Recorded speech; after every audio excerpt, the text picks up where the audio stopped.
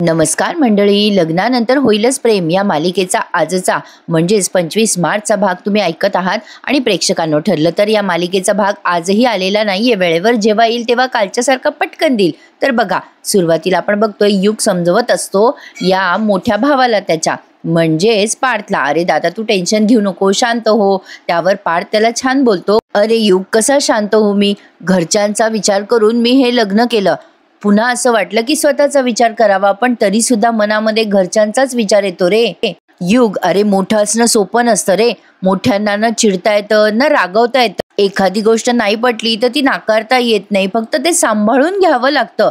हे सगळं सांभाळता सांभाळता मनात जी घुसमट असते ना रे, ती नाही दिसत रे समोरच्याला. जाऊ दे, तू लहान आहेस ते बरे बाबा, ही वेळ तुझ्यावर नको यायला. त्यावर युग म्हणतो, दादा माझ्यावर वेळ येऊ न येऊ ते विषय सोडून दे रे, तुझ्यावर आली आहे ना वेळ, त्याचं बघ ना.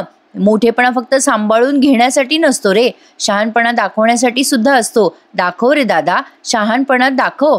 जर या लग्नामध्ये कोणी खुश नसेल तर काहीतरी वे आउट आपण काढला पाहिजे ना. मग पार्थ म्हणतो, नाही रे Yug, there is no way out. या आयुष्याच्या प्रवासामध्ये ना मला निर्णयच घेता येत नाहीये रे, आणि या लग्नाचं भवितव्य पुढे काय आहे हे मला अजिबात दिसत नाहीये.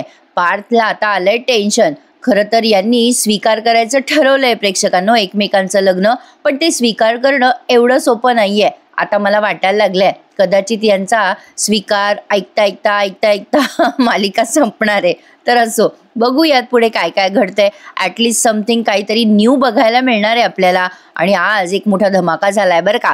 काय तो पुढे ऐकत राहा. आता या मानिनी ताई ते सगळं आवरत असतात. ती नंदिनी म्हणते, आई जेवण फारच उरलं हो. मानिनी ताई म्हणतात, हो ना बाई, आता काय करायचं, तुम्ही कोणी नीट जेवलात नाही, तूही खाल्लं नाहीस. काव्या जेवायला खाली आली नाही म्हणून तू पण जेवली नाहीस का नंदिनी?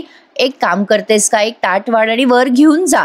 आणि तेही अगदी नाहीच म्हणाली ना काव्या, तर तिला विचार, दूध तरी पितेस का, तू भरवतेस का हवं तर तिला, आणि भरवता भरवता तूही थोडंसं खा. नंदिनी म्हणते, हो आई, मी तुम्हाला विचारणारच होते, म्हणजे काव्याला काही खायला करून देऊ का? मग या मानिनी ताई म्हणतात, अगं त्याच्यात काय विचारायचंय, जा बरं जेवणाचं ताट घेऊन जा. आता नंदिनी काव्यासाठी ताट वाढून तिच्या खोलीत घेऊन जाते. काव्या तिच्या धुंदीत मग्नच असते. आता नंदिनी तिच्या जवळ जाते आणि हा प्रसंग बघायला खूप सुरेख वाटला. नंदिनी काव्याला म्हणते, भूक लागली आहे ना काव्या? काव्या म्हणते, नाही लागली आहे. नंदिनी म्हणते, मला माहिती आहे भूक लागली आहे तुला, चल एक घास खा बरं आधी. मग आता काव्या नाही म्हणते. मग नंदिनी म्हणते, असं गो काय करतेस, खा ना काव्या. पण काव्या नाहीच म्हणते. नंदिनी आता गोड हसते बरं का आणि म्हणते, अच्छा अच्छा, आई जशी लहानपणी कडेवर घेऊन घास भरवायची तसं खायचंय का आता तुला? ए सॉरी काव्या, मी काही तुला कडेवर नाही घेऊ शकणार, तू आता मोठी झाली आहेस ग. काव्या आता तरी पण तिला रिस्पॉन्स देत नाही. पण नंदिनी म्हणते, बरं तरी सुद्धा हा पहिला घास आहे ना तो बाबाचा, आई जशी भरवते ना तसं भरवायचा प्रयत्न करते मी तुला. आता तो पहिला घास बाबांचा. असं म्हणल्यावर काव्या नंदिनीच्या हाताला असं हात लावते आणि तो घास पुन्हा ताटात ठेवून देते. पण आता नंदिनी तरी पण प्रयत्न करणं सोडत नाही. दुसरा घास घेते ती आणि म्हणते, बर बाबांचा घास नकोय का? अगदी लहान लेकराला भरवतात ना तसं भरवतीये. नंदिनी काय गोड बहीण आहे ना प्रेक्षकांनो. दुसरा घास भरवते नंदिनी आणि काव्याला म्हणते, हा घास आईचा. आता काव्या तोही घास खाली ठेवून देते ताटामध्ये. तरी सुद्धा नंदिनी आता काव्याकडे बघते, स्माइल करते आणि तिसरा घास उचलते आणि म्हणते, हा घास तुझ्या ताईचा. आता मात्र काव्याने तो घास पटकन खाल्लाय, किती छान. आता तिच्या डोळ्यात आलंय पाणी. तेव्हा नंदिनी म्हणते, काय झालं काव्या, का रडतेस बेटा एवढी? नको न ग रडूस. आईला भेटायला का नाही आली हॉस्पिटलमध्ये? मी जाऊन आले तेव्हा फक्त आई तुझ्याबद्दलच विचारत होती ग काव्या, तिला खूप काळजी वाटते ग तुझी. काव्या म्हणते, मी केलेला फोन आईला, ठीक आहे ती, आता मी बोलले तिच्याशी, बरी आहे ती. त्यावर नंदिनी म्हणते, एक सांगू का काव्या तुला, मला ना असंच वाटत होतं की तू तिथे हवी होतीस माझ्यासोबत हॉस्पिटलमध्ये, तू ना सोबतच आहेस असंही वाटत होतं ग मला. म्हणजे एक दोनदा तर मी जीवालाच काव्या म्हणून आवाज दिला होता. नंदिनी जीवामध्ये काव्याला बघते, कारण दोघांचे स्वभाव अगदी सारखे आहेत ना. काव्या एकदम दचकते आणि नंदिनीला विचारते, काय ग, मग बाबा काय म्हणाले ताई? जावई खूप चांगला आहे, जावई असून सुद्धा भेटायला आला. नाही म्हणजे मुलगी असून सुद्धा काव्या आली नाही, बाबा असंच म्हणाले असतील ना मला. मग आता नंदिनी म्हणते, काव्या कोणी काही म्हणेल याची वाट बघतेस का तू? काव्या म्हणते, नंदिनी ताई मी कशाची वाट बघते ते माहिती नाहीये का तुला? बापरे, जाऊ दे, परत परत परत तेच बोलते ग मी तुला. ताई तू मुलगी म्हणून तुझी कर्तव्य पार पाडली आहेस ना, मग जाऊ दे बरं. आता मला जेव्हा माझी कर्तव्य पार पाडायची असती ना तेव्हा मी ते करेल, जाऊ दे, सोड तो विषय. नंदिनी म्हणते, बरं बाई राहिलं, पण माझा रग खाण्यावर नको हं काढूस, चल चल पटकन खाऊन घे बरं. काव्या म्हणत असते, नको मला नकोय. नंदिनी म्हणत असते, अगं असं काय करतेस काव्या, किती दिवस उपाशी राहणार आहेस अशी, याने तब्येत खराब होईल ना तुझी. हे बघ मी हे ताट समोर ठेवतीये आणि तुला जेव्हा भूक लागेल ना तेव्हा खा, आणि मला माहितीये की तू जेवणार आहेस. काव्या म्हणते, बघेल मी. पण आता नंदिनी तिच्याकडे अशी बघते थोड्या वेळ आणि निघून जात असते तिथून. पण पुन्हा तिला काहीतरी आठवतं आणि म्हणते, अगं काव्या, मला का आत्ता आठवलं बघ, काल रात्री तू अचानक सगळ्यांना गाडीतून उतरवलंस, महत्वाचं सांगायचंय महत्वाचं सांगायचंय. अगं उतरत नव्हतं आम्ही तर अडून सुद्धा राहिलीस, काय झालं? अगं काही सांगायचं होतं का तुला? जीवा अडला तर हट्टालाच पेटली होतीस की सांगायचंय सांगायचंयस. जीवा उतरत नव्हता खाली तरी सुद्धा तू म्हणत होतीस सांगायचंय सांगायचंय. काय काव्या, अगं एवढं काय महत्वाचं होतं, सांग ना मला पटकन. मग आता काव्या म्हणते, ओ हो तेव्हा बाबाचा फोन आला होता. मग नंदिनी म्हणते, हो ना बाबांचा फोन आला आणि नंतर मी गडबडीत विसरूनच गेले तुला विचारायचं. ए बेटा सांग ना काय झालंय? अगं पार्थ आणि जीवा दोघेही नाहीये तिथे, सांग ना मला काय सांगायचं होतं तुला, आपण दोघीच आहोत ना इथे, बोल बरं काव्या काय झालंय. काव्या म्हणते, नाही काही नाही, सोड ना. आता काव्याला तिच्या आईने अडकवून ठेवलंय वचनामध्ये, नको सांगूस तुझ्या आई नको सांगूस म्हणून. पण नंदिनी म्हणते, असं ग काय करतेस काव्या, सांग न ग. अगं मला माहितीये काहीतरी महत्वाचं कारण होतं म्हणूनच तू गाडी थांबवलीस, आपण दोघीच आहोत की नाही आता, सांग ना. पण आता काव्याला तिच्या आईचं बोलणं आठवतं, हे त्यांनी आपल्याला थोडं तिथे व्हिज्युअलाइज करून दिलंय. आता तिची आई म्हणते ना, तुझ्या बहिणीने इतरांची लग्न लावलीये, मोडलेली लग्न सावरली, आता तिचं लग्न मोडलं तर ती कोलमडून जाईल. अगं काव्या नको सांगूस तुझ्या बहिणीला, तिचं लग्न दुसऱ्यांदा मोडेल ग. मग काव्याला तिच्या आईचं वाक्य आठवतं आणि ती थोड्या वेळ शांत बसते. आता ती काही बोलत नाहीये काव्या, म्हणून नंदिनी तिला पुन्हा पुन्हा विचारते, ए काव्या, ए बेटा सांग ना, बोलतेस ना तू, मी वाट बघते. काव्या आता जरा तंद्रीमध्ये हरवली आहे आणि म्हणते कशी, काही नाही, सांगितलं ना काही नाही. मग नंदिनी म्हणते, काव्या मला सतत असं वाटतंय ग की तू माझ्यापासून काहीतरी लपवतेस, बोल ना काव्या. अगं काय झालंय, तू तुझ्या मनातली कोणतीही गोष्ट मला सांगू शकतेस ग मोकळेपणाने. मी बहीण आहे की नाही तुझी मोठी, आणि मला माहीत नाही पण तुला ना कळत नाही, मला खूप काळजी वाटते ग तुझी, तुला रिअलाइज नाही होते ग त्याचं. आता हे सगळं बोलत असताना काव्या तिला बोलू देत नाही आणि म्हणते, ताई मला तुझी काळजी नकोय सध्या, मला ना आता फक्त शांतता हवी आहे, फक्त शांतता. असं बोलून तिने पुन्हा हा विषय टाळलाय. आता नंदिनी म्हणते, बरं बाई ठीक आहे, हरकत नाहीये, मी जाते इथून, पण प्लीज हं काव्या जेवून घेशील. आता नंदिनीने ते ताट तिथेच ठेवले आणि निघून गेली आहे. काव्या बिचारी प्रचंड टेन्शनमध्ये आली आहे. पार्थचं बिचाराचं काही वेगळं नाहीये, पार्थ आता काव्याच्या लाईनवर चालायला लागलाय असं म्हणायला हरकत नाहीये. तो ऑफिसमधनं येतो आणि वैतागून तिथे बसतो हॉलमध्ये डोकं धरून. त्याची आई येते आणि त्याचं डोकं दाबायला लागते. प्रेक्षकांनो, याची आई कमी आणि बहीण जास्ती वाटते ना ही असं एक गंमत केली, पण छान आहे या दोघांमधलं नातं. असो, आता त्या विचारतात, काय झालं रे पार्थ, इतका का टेन्शनमध्ये दिसतोय. मग आता पार्थ म्हणतो, काही नाही गाई, जरा स्ट्रेस होता. मग त्या विचारतात, कशाचा स्ट्रेस होता रे, कामाचा का?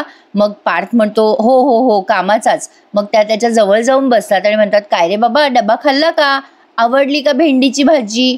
त्यावर पार्थ म्हणतो, हां छान झाली होती तशी. मानिनी ताई म्हणतात, अच्छा आवडली का, पण काय रे पार्थ, काय झालंय नक्की, कशाचा विचार करतोयस, कसला एवढा स्ट्रेस आलाय तुला? आता पार्थ म्हणतो, नाही गाई कशाचं नाही. मग या मानिनी ताई म्हणतात, अरे मला माहितीये बेटा तुला त्रास होतोय, पण फक्त कसला त्रास होतोय एवढा सांग रे. पार्थ म्हणतो, तुला कसं कळलं?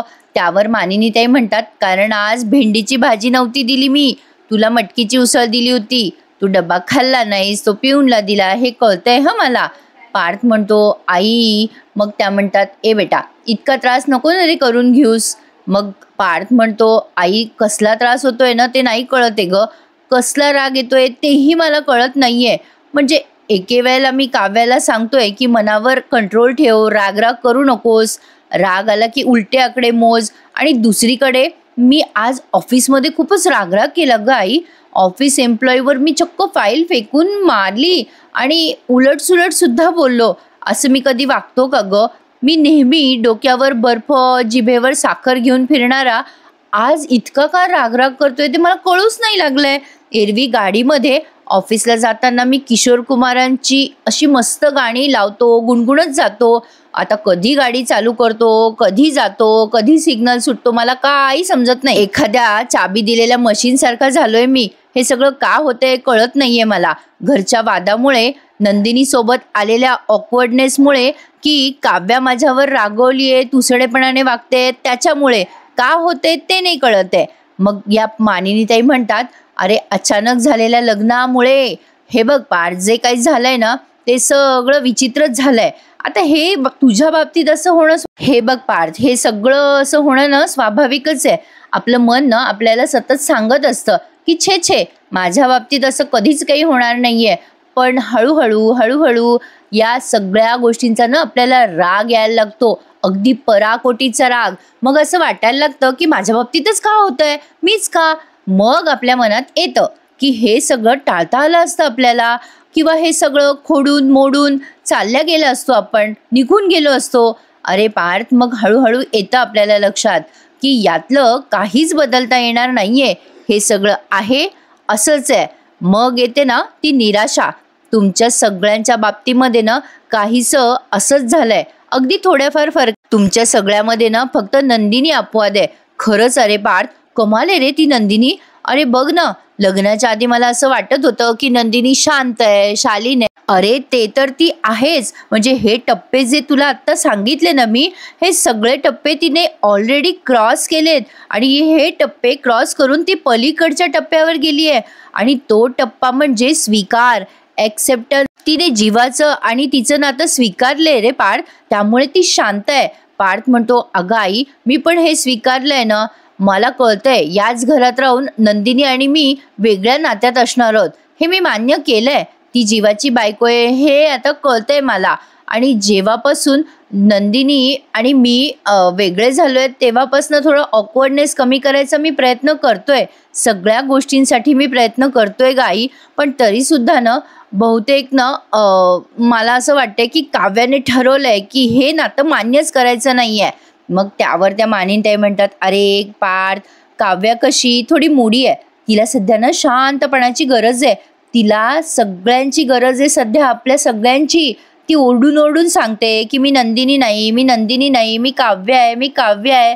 पण ती काव्य आहे म्हणजे नक्की ती काय आहे हे जेव्हा तिला स्वतःला कळेल ना, तेव्हा तिच्या मनातला गुंता सुटणार आहे. अरे पार्थ, खूप हुशार आहे रे आपली काव्या, प्रेमळ आहे, जिद्दी आहे, आणि सगळ्यात महत्त्वाचं म्हणजे तिला ना चुकीच्या गोष्टी घडल्या तर तिच्यात विरोध करण्याची क्षमता आहे. हे बघ पार्थ, ती सध्या ना तिच्यावर ह्या लादलेल्या लग्नामुळे दुखावली गेली आहे, आणि जोपर्यंत ती तुला नवरा मानत राहील ना तोपर्यंत ती तुझ्यापासून खूप लांब लांब राहत जाणार आहे. पार्थ म्हणतो, आई तुला नक्की काय म्हणायचंय? मानिनीताई म्हणतात, तिला ना एका मित्राची गरज आहे. हे बघ पार्थ, तू आणि ती दोघे जण मैत्री करा. अरे तिला खरंच सध्या मित्राची गरज आहे रे. आधी मैत्री वाढेल, मैत्री करा, हळूहळू एकमेकांची आवड निवड तुम्हाला कळेल, आवड निर्माण होईल, मग आदर वाढेल. अरे मग हळूहळू प्रेमही होईल कदाचित. पार्थ, अरे हा खूप मोठा रस्ता आहे. संसारातल्या या नात्यामध्ये शॉर्टकट्स नसतात. थांब पार्थ, तिच्यासाठी जरा संयम ठेव. हळूहळू सुटतील सगळ्या या गाठी. आणि प्रेमाचं म्हणशील तर लग्नानंतर होईलच ना प्रेम, उशिरा का होईना पण प्रेम नक्की होईल. आता मानिनीताईंनी असं सांगितल्यानंतर या गोष्टी पार्थला खूप पटल्या. न पटण्यासारखं मानिनीताईंनी काही सांगितलंच नाहीये ना प्रेक्षकांना. किती गोड बोलतात या. असो, या नंदिनीच्या सासूबाई शोभतात. तर पुढे बघा, पार्थला हे सगळं पटतंय. तो आता त्याच्या आईचं बोलणं अगदी मन लावून ऐकतो, आणि त्याची आई आता त्याच्या डोक्यावरनं हात फिरवते आणि तो असं त्याच्या आईला जवळ घेतो. छान दाखवला ना सीन. मी आधीच म्हटलं प्रेक्षकांनो, कालच आपलं बोलणं झालं होतं. मी तुम्हाला म्हटलं की मालिका ना खूपच सेन्सिटिव्ह आहे. अगदी जे सिरियस पर्सन्स आहेत ना त्यांनाच ही मालिका आवडू शकते. म्हणजे अगदी डेप्थ आहे या मालिकेमध्ये असं म्हणायला हरकत नाहीये. तर बघा आता पुढचा सीन त्यांनी छानच दाखवलाय. आता हा पुढचा जो सीन आहे हा आजचा आपला मालिकेतला शेवटचा सीन आहे. नंदिनी गेलेली असते जीवाच्या खोलीमध्ये. जीवाच्या खोलीत प्रचंड पसारा पडलेला असतो. नंदिनी विचार करते, बापरे केवढा हा पसारा, आवरून ठेवू का? आता ती त्या पसाऱ्याला हात लावते आणि पुन्हा विचार करते, बापरे नको नको, जीवाला काही हे पसारा आवडत नाही. त्यांनी जर मला ओरडलं तर त्याला या पसाऱ्यातच सगळ्या गोष्टी सापडतात. नको नको, मला असं वाटतं हे असंच राहू देत. पण आता ती पुन्हा विचार करते, पण छे बाबा, हा पसारा दिसला ना की मला काही सुचत नाही आणि सुधरत नाही. खरंच सांगा मैत्रिणींनो, कोणाकोणाला पसारा पाहिल्यावर सुचत नाही? माझंही असंच होतं.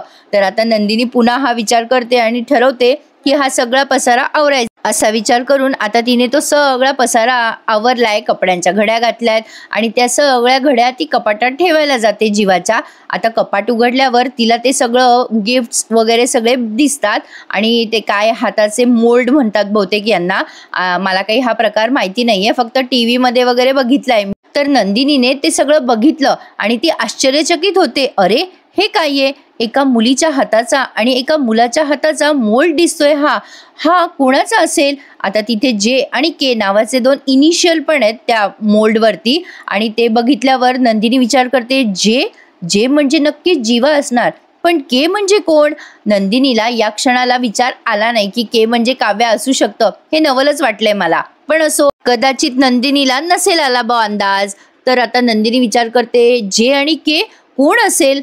का जीवाच्या आयुष्यात कोणी मुलगी होती का? आता असे अनेक प्रश्न तिच्या मनात येणार. तेवढ्यात जीवा येतो आणि जोरात ओरडतो तिच्यावर, काय आहे? तुला किती वेळेला सांगितलं मी, माझ्या वस्तूंना हात लावत जाऊ नकोस. कशाला ग हात लावायला जातेस? नंदिनी म्हणते, सॉरी, मी हे मुद्दाम नाही केलं. सॉरी, तुमच्या पर्सनल गोष्टी नव्हती बघणार मी, पण आता बघितलंच आहे मी, तर बोलूयात का मग त्याबद्दल? आता जीवा नंदिनीकडे रागाने बघायला लागतो. आता तो म्हणतो, काय बोलायचंय तुला? मग नंदिनी म्हणते, काही नाही हो, हा हँड मोल्ड आहे ना, हा तुमच्या कपाटामध्ये नाही, म्हणजे एका मुलाने आणि मुलीने एकमेकांचे हात घट्ट धरलेले आहे यामध्ये. तर आता जीवाला ते सगळं आठवलं. असं त्यांनी आपल्याला दाखवलंय. त्यांनी त्यांच्या ॲनिव्हर्सरीला हे सगळा उद्योग केलेला असतो ना. तर असो, आता नंदिनी म्हणते, नाही म्हणजे हे दोघे कोणीही असू शकतात ना, एकमेकांचे घट्ट मित्र किंवा एकमेकांसोबत कपल. आता असं बोलल्यानंतर जीवा तिच्याकडे आश्चर्याने बघतो. मग नंदिनी थोडा पॉज घेते आणि म्हणते, यातला मुलाचा हात तुमचा आहे ना जीवा? आता जीवा टेन्शनमध्ये आलाय. नंदिनी म्हणते, ठीक आहे, हरकत नाहीये, पण तुमचंच आहे असं मी समजते. नाही म्हणजे जे फॉर जीवा असंच होऊ शकतं ना? आता जीवा एकदम शांत उभा आहे. नंदिनी म्हणते, जे फॉर जीवा असंच असू शकतं ना, किंवा तसंच ते आहे?